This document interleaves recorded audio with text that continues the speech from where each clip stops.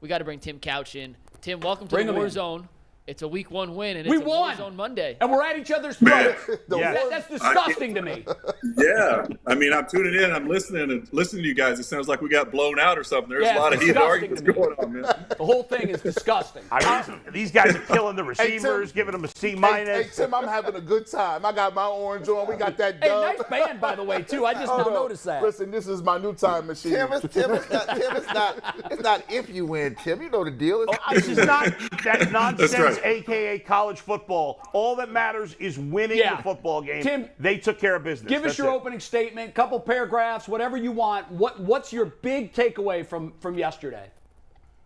Well, I think, obviously the quarterbacks are the hot topic, with Baker and Jacoby, how, comparing the two since Baker had been in Cleveland and stuff. So, my thing is both of them, Baker was up and down. I was actually really impressed with Baker in the second half. The plays that he made, he got his team back in the game. He certainly struggled in the first half, but, he didn't have a lot of help either. His offensive line couldn't come close to blocking Myles Garrett. They batted a lot of balls at the line of scrimmage, but he kept his team in the game. He kept fighting, threw a 75-yard touchdown pass, ran a touchdown, and gave his team a chance to win it at the end. And that's all you can ask for out of a quarterback, especially making his first start on a new team. And, with Jacoby, I think it was just kind of what we expected. Just, I saw a guy out there just trying to manage the game, throwing a lot of short to intermediate routes, a lot of check downs, not really trying to push the ball down the field and be aggressive. They have clearly told him, you're going to rely on the run game. Do not turn it over. We have a great defense. We have a great running game. It's your job not to lose the game. You're not go out and try to win it, but don't lose it for us. And I think he did, from that aspect, I think he did a good job. He didn't turn the football over, and, he pulled it off in the end. Tim, he can't move. He can't move from the pocket. He can't see. I just said earlier, I don't know if you were on or not, there was a couple of plays where it looked like Donovan Peoples-Jones, well, he was running wide open off play action. Yeah. And I swear it looked like he saw him, but knew he couldn't get it to him. I thought the same thing. Yeah, I saw that as well, and I'm not sure why he didn't cut that loose. It's almost like they've preached to him so much throughout the last few weeks just to not lose it for us. Don't turn it over. And he's so conservative, it looks like, even when he sees stuff out on the field, because I think he has the arm strength to throw that pass. I don't think there's an NFL quarterback who doesn't have the strength to, to push throw a post down the field if he throws it on time. But, I think he's just so conservative and he's locked in on not trying to push the ball down the field too hard and not be too aggressive, that he's just getting off those reads way too quickly and just trying to find those, those short routes, those underneath routes, those check downs and things like that. So, maybe he'll feel a little more comfortable going into week 2 where he'll try to take those shots, but he left a lot out on the table in week 1 for sure. Tim, did you see this? His processing. It was he couldn't get off of people, right? I look here to the left. He's not there. Where's the next guy? It just seemed like he couldn't find his way down the way. Didn't we know this already about him?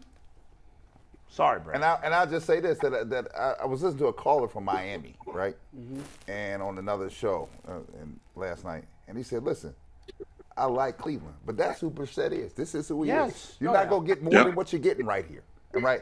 And so to your point, Tim, then we got to rely on these other horses, right? This is it. Because if you're looking for something different, I don't know if it's coming. No, it's not coming. This is going to be what it is, for these 11 games or whatever it is while he's in there. This is what he's going to be like.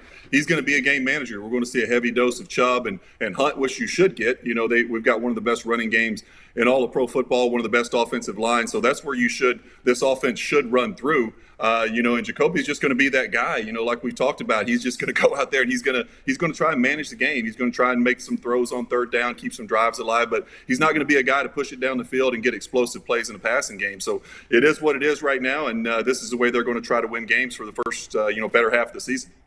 Tim, as a quarterback, I'm going to go to a couple of plays on the last play when Robbie Anderson got loose. It looked like, there was a cover 4 call, and it looked like Newsome was supposed to carry with that guy. I think John Johnson jumped the flat route. In that area, as a quarterback, would you rather see quarters coverage, which they were running, or would you rather, or if they were in 2 high safeties, it would seem that would be more of a difficult throw in case that he didn't want to give up a big play. Was that the right call for Joe Woods being in that coverage, being up by that many points? I think it was probably the right call, but, I think Baker did a good job of seeing that safety jump down. And, once you see that, cover 2 would have been obviously a safer call because the safety's going to stay back. But when he jumped that route and Baker got out of the pocket a little bit and saw that, and, he was able to get it down the field for a huge play. So, it's a good job by Carolina, seeing that safety jump down. But, certainly I think cover 2 would have probably been a little safer call, but, it's just good execution from Carolina, I think. Tim, let's talk about some major positives in this game and areas of concern. One, Donovan Peoples-Jones, I thought, had a tremendous game. Could add huge statistics, said he had a better quarterback or Jacoby seen him or made the throw, whatever. 2, the offensive line with some question marks, certainly at center and right tackle. I thought they were outstanding in this game. And Carolina doesn't have a bad defensive line, but they shut them down. And finally, 3, the defensive tackles. We had major concerns about them. McCaffrey was almost a non-factor in this game, considering how good he is. What do you think about those 3 areas? Yeah, I was highly impressed with all those 3 areas as well. The offensive line really jumped out to me as well. I think when Jacoby did go to throw the ball, he had a lot of time back there in the pocket. And then obviously in the running game, they were opening up huge holes for Chubb and Hunt. Those guys were extremely productive, getting a lot of yards per carry, gashing. Seemed like Chubb was running off, 10, 15-yard runs every time he touched it. So the offensive line was extremely impressive. The defensive line did get after Carolina as well. They were great against McCaffrey, like you mentioned. That guy's such an explosive player. They held him in check in the run game. So I was really impressed with the overall team. Honestly, I think special teams was outstanding. Obviously, with York in the kicking game, they were great. Other than, obviously quarterback play and wide receivers, as a whole, I wasn't super impressed with. I thought Peoples-Jones did play a great game. But, what they're trying to do offensively right now, we're not going to see a lot out of those wide receivers. They're not asking much out of the quarterback or the wide receivers other than go out and block and, try and break some long runs for Chubb and Hunt. Tim, I have a question for you. Before the season started, there was a lot of talk about the fact that this unit had never played together. And I thought at times yesterday, and it's easy to second guess it because of the mistakes, but the one thing that was disturbing to me, the play clock was constantly getting into low single digits. They took a delay. It just felt like going out there with absolutely no dress rehearsal, that they all kind of had bags put over their heads, spun around 50 times, pulled them off and said, go get it. Were you thinking the same thing too about this is why you got to play together at some point? Yeah, I really was. I was thinking, these guys didn't get a whole lot of reps at all in the preseason, especially in game situations. I certainly thought Jacoby should have played more in the preseason. This is your guy going into, the first half of the season here. You're going to be relying on him. He's in a new system on a new team, got all new faces around him. Why not put those guys out there and get a little more game type reps before the season starts? So they did look, a little off, they look a little confused at times, but that's what it is. You get a new system like that, new players that haven't been in the system yet. So it's you're gonna have a little bit of that, especially these first few weeks. Tim, what are you concerned or what areas did you see of concern? The coaching down the stretch got real conservative down the stretch. That was a concern to me. And I'm like, listen, you had a chance to really take it to Carolina in the second half, and we kind of eased up on it. And that's been symbolic of what we've seen in the past here. Yeah, certainly they got a little conservative in the second half. I totally agree with you. I think most of that had to do with probably how they feel about the quarterback situation, where they don't want to really push it and and try to go out there and maybe he throws a huge interception and gets the team right back in the game. So they did get conservative with the play calling, but I think that was more how they feel about the quarterback situation. And then I guess my biggest area of concern would be, can these wide receivers step up? If we play a team who's good enough to stop Chubb and Hunt, if they just say, you know what, we don't think Jacoby Brissett can do anything. We're going to put 8-9 guys in the box. We're going to hit Nick Chubb and Kareem Hunt every play. You're not running the football on us. Can he step up and throw the football? Can these wide receivers step up and make plays against single coverage, against hard man one-on-one press on the outside? Can they make big plays, chunk plays in the passing game? So that's what is yet to be seen. So that's going to be a big test for them whenever they face a team that can shut down the run. I think it's fair, Tim, what you say. I don't know if there's a team that can stop Nick Chubb. I mean, I don't either. Yeah, he's as special a back as I've ever seen in my life. Listen, I know there's a lot of guys that catch passes better than he do. That's not his specialty. They don't throw it to him much. But just running the football, I think he's one of the most, and maybe I'm biased, but I think he's one of the most incredible running backs I've ever seen. I've never seen a guy who, it's like he never goes backwards. If he has a bad run, it's because the blocking was terrible on that play or he slips or whatever. He seems to fall forward 3-4 yards every play. He gets more chunk plays than any back, Derrick Henry, Christian. I don't care. This guy is beyond the stud, and if he stays healthy, I think he's going to be a Hall of Fame back. I know a lot of backs go off the cliff quickly, but I have never seen anything like this. This guy is one of the most dominant, pure runners I've ever seen in my life. Am I over the top? Am I crazy? No, I totally agree with you. He's unbelievably impressive. Just the way like you said, he never goes down at first contact. I don't know what his yards after contact are, but it has to be the best in the league. It is. The first guy never gets this guy. Like you said, he's always falling forward. He's such a hard tackle, man. He's so powerful. You've seen the videos of him squatting, whatever it is, 700 pounds for reps, and it's just his lower body is so incredibly explosive. It's hard to get him on the ground. And he's just such a good guy, too. All he does is works hard. He keeps his mouth shut, and he goes out and he just plays the game the right way. So he's an old school throwback type player. I absolutely love watching the guy play, man. And I'm with you, man. He is one of the best that I've seen in certainly recent memory, and he's got a chance to be extremely special. And let me follow up with this too, because how important is this for someone who's been on that field? You can't, like, so many players are emotional. I'm emotional. I'm a lunatic. Okay. Nick Chubb never loses his cool on the field. If you watch it carefully, after he pisses off the defense every time because they can't get him down. When they finally do, there's extra elbows being thrown. They don't let him get up right away. They're always pushing, shoving. They hit him late. They do all this. He never gets mad. He never throws a ball at anybody. He never pushes anybody. He drives them nuts. And all he does is drops the ball, goes back to the huddle, and kicks your ass again on the next play. You can't get under this guy's skin. That makes him even better. I think so, too. It's demoralizing to the defense. No matter how hard they hit this guy, he has no reaction to it. Nothing. They can get him with 4 or 5 guys. He just gets up and hands the ball to the official. And then when he breaks off a long run and he scores a touchdown, there's no dancing. There's no spiking. He hands the ball to the official and goes back to the sideline and gets ready for the next series. So the guy is just phenomenal to watch, man. I remember watching him play in college when he was at Georgia. And Georgia, is always known for having great running backs. And Chubb was just, when he came on the scene as a true freshman at Georgia, he was just making an impact like that in the SEC. So I've been nothing but impressed with him going all the way back to his college days. And every time I watch him play, I like the guy more and more. I know that you can't say anything bad about him. You're absolutely right. He's a future Hall of Famer. And I think if you just look at the yards per carry, which is what I tend to look at more than anything else, it's a lot of stats that mean really little else. His yards after contact and his yards per carry put him in the Hall of Fame right now. What scares me is we all know what the Browns are going to do. And Tim, you just said it. Teams are going to start loading 8, 9 in the box. And if Jacoby isn't going to throw downfield, teams aren't going to defend that until he does. My fear is, I just went through his game log for the last 2 years. He had games where he was the focal point of the defense, and he was shut out. And the one that really comes to mind was the loss last year to the Ravens. I think it was 16-10. He had 8 carries for 16 yards. Now, I know that he's an all-special world kind of back, but my fear here is he's going to get so much of the defense's attention that there will be games where this 140 yards is not going to be the norm for him, particularly now that teams know going forward what they're going to do. I think you can game plan for a back like Chubb and stop him and force them to beat you in another way. And that's where I get really nervous because they don't have another way right now.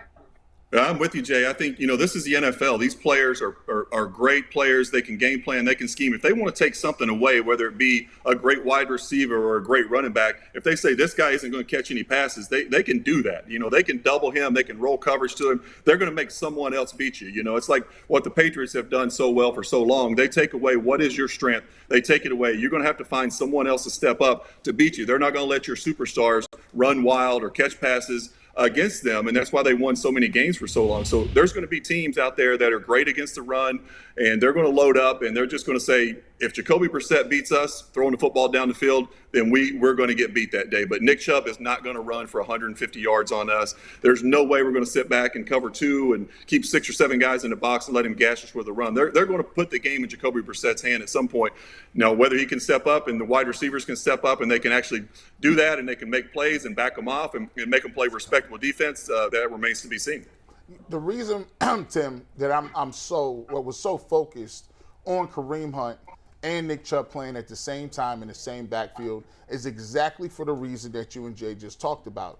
Yeah, eventually they're going to get to a point they say, we're not going to let you get 147 yards or whatever case may be with Chubb.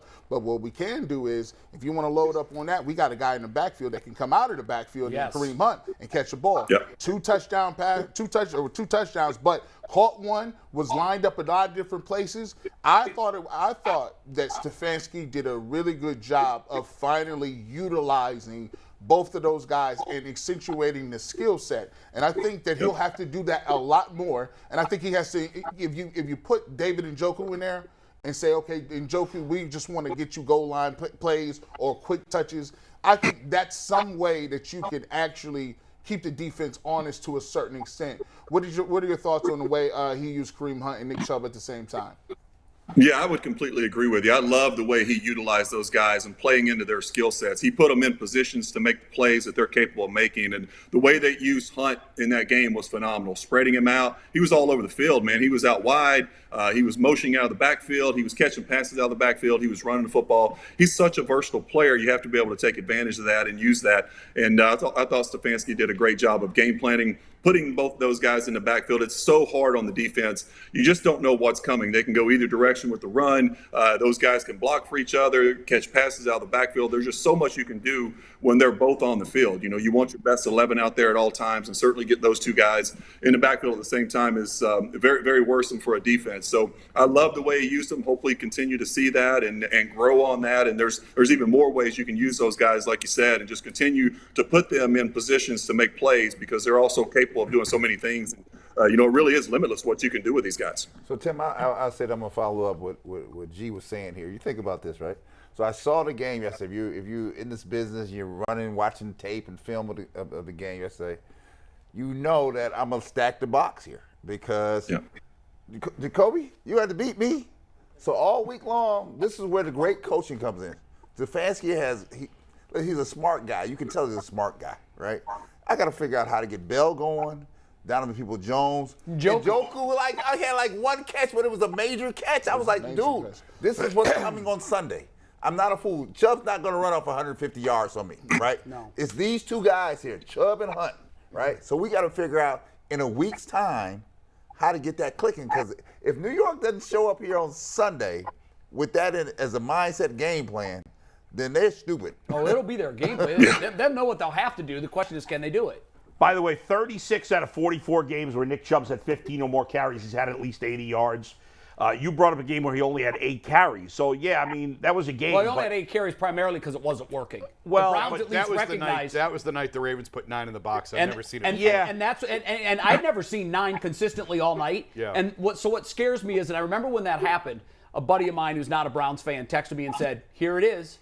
Here's how you neutralize the best running back in football. Then why couldn't anybody else do it? Well, for starters, personnel. I mean, not everybody's going to have the personnel to do that. I think everybody agrees with that. Well, part of the problem is they gave up on the run too early. Well, you can argue they did or they didn't. It was I was actually glad that night that they did because it was clear it wasn't gonna work. So my point to that is, yes, he's the great. I don't even want to say anything disparaging about him. I'm not saying it's not disparaging about him.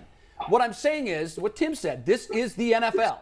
And teams can take away what you do best. Not consistently, but my fear is we've got a tight end that's making $14 million a year. He's one of the highest paid tight ends in an offense with the quarterback where the tight end should be Travis Kelce. 1 catch, 7 yards. And Tim, I want your thoughts on that. But first, Jason, I want your thoughts on something because, again, when you're not at the game, there's so much you can't see. What was going on yesterday with Njoku? Was he open and they weren't getting the ball to him? Was he constantly covered? 1 catch, 7 yards. I got to tell you, it was about midway through the third quarter, and I'm like, wait a minute, where's David Njoku? I found myself asking that too. I forgot he even existed. So I can't even tell you that he was just a complete non-factor in the offense. I didn't even think to look for him until the middle of the third quarter. Tim can say that. Tim can go speak to this. Is that not a function of the quarterback? I've never seen a receiver throw the ball to himself. Like, you could be open all you want, but if you're not getting the targets, you're going to look. Yeah, I never saw Njoku running free. I didn't either. That's why I asked you. I did DPJ. From what there was a couple of plays where I didn't watch the ball. I just focused on Njoku. Yeah. It looked like he was playing hard. I'm not saying that he was just sandbagging it. Right. What my question to you was were there times where he was open and the camera didn't catch it? I didn't see it. That And doesn't mean Tim, it didn't happen. I'll turn it to you now because this offense is tailor-made for a guy like him. He's making $14 million a year. This organization clearly thinks that he can be the Travis Kelce type tight end. What do they have to do to get this guy involved? Because they're not doing it. And if they consistently, if this is what he's going to be all year, it's going to be a long 11 games. Yeah, I would agree with you. I think it's something they're going to have to involve him more in the game plan. I didn't really watch him a lot during the game as far as were they just missing him or what. I did see him a few times, and I thought he did a hell of a job in the run game, blocking at the line of scrimmage. Absolutely. Yeah, he did a fantastic job opening up holes, things like that. So I don't. In the passing game, they're going to have to get him more involved because he is such a mismatch with his speed and his size. They need to get him involved, and also, for Jacoby, that should be a really comfortable thing for him to throw to the tight end. Nothing is easier for a quarterback than to hit those little routes over the middle to the tight end. Those just little hook routes over the middle, those drag routes, something where he can just drop back. He can see the middle of the field very clearly, get rid of the football quickly to a big tight end, a big target like that. So I would think they would want to feature him more going forward in the offense. So we'll see how they involve him more in the game plan, but it's just something they're going to have to say, we're designing plays for Njoku to get open on this play. This play is designed to go to him because I didn't see any of that in the first game. By the way, one thing that we haven't talked about at all, Tim, I wanted your take on this. And I hate punts. I don't like kicking field goals except at the end of the game to win it. But and I had no problem with Kevin Stefanski going for it on fourth down on that first drive. But right before the half, they had a 4th and goal at the 7-yard line, I think it was. Mm-hmm. And that's a time where you have to kick a field goal. It doesn't make any sense to do anything else. I guess if you had Patrick Mahomes, maybe, or a super elite quarterback, maybe. But even who's the least concerned, if I was a coach, I'd never punt. I don't think they were actually going to. I don't think they were ever going to. I think they were just playing games to get them to use the timeout. Okay. That's what I thought. Yeah, they weren't going to go for that. But what if they didn't call the timeout? Well, then they just would have called a timeout themselves. They weren't going to go for that there, unless I'm wrong, Jason. No, because at first I thought the same thing. Like, they can't possibly be. No, when they came out, I knew what they were doing. Wait, did the Browns have a timeout left? Yeah, they did. Yeah. And I don't think anybody thought. I'm wondering what he said about it in postgame. But at the time, I'm like, he's just playing checkers or playing chess with them here. Force them to use a timeout. I can't. You never go for it 4th and 7 in that situation. I'm okay with gambling, particularly when they were up 2 scores. I'm like, yeah, go for it. But that close at the half, you get the points on the road. By the way, every time. By the way, now that they have a kicker, be ready for them saying, okay, we're gonna kick this field goal. When you're playing it with a team that's limited, right. They are very limited, right? So if it's 3rd and 5 to another passing team is a two-way goal. Yeah, bad quarterback, good kicker, you're going to kick it. And to that point, there were a lot of times last year when I thought they went for it simply because he didn't trust the kicker. Right. Those days are gone. And Tim, that's actually I want to ask you. Cade York's Hall of Fame induction ceremony will be 2042. But what does that? I hope it's later than that for an offense. When you have confidence that, basically, if you get it to the 40, you got a chance for 3. How does that change? Not just 3rd down. It would seem to me that it changes what you do on 2nd down and 1st down when you know you've got a guy back there.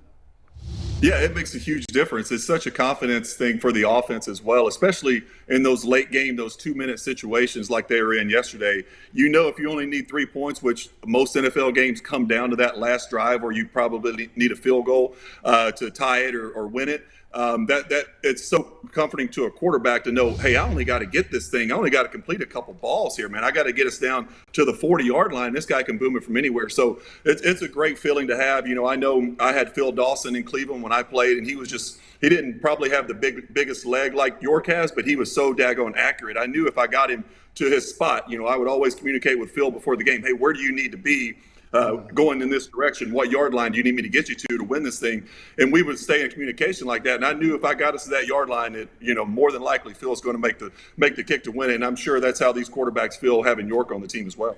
Hey, Tim, let's get to a couple positive things here. The one thing I was impressed with, I want your take on this. Jacoby in the last 2 minutes was spot on. Did not panic, right? Because it looked like the world was coming to an end. I like it. This thing going south on us again, right? But he did not panic down the stretch. He stayed in it, kept him in a position where we just kept inching the ball forward a little bit more. Talk to me about what you think his last 2-minute drive looked like to you. Yeah, I agree with you. I thought he did a nice job in the 2-minute drill. You know, he got fortunate with the roughing the passer call there. That was pretty questionable. He got a 15-yarder on that. Yeah, I wanted to ask you about that. Yeah. That was roughing the passer. They would have thrown a flag every time when I was playing for the Browns because I got hit like that every freaking But they play. called one in Baker's favor on the Panthers' favor early in the game. That was even a worse call. That was to the letter of the law. He landed with all of his body weight on That's what I thought was the big difference. Look, I'm not going to complain because we've gotten screwed on that call a million times. It's about time we get one of those. Yes. But the neutral observers that I talked to yesterday said you guys dodged a bullet. You got to break. No, as usual, you guys are both wrong. It was a helmet-to-helmet hit. No, that's not.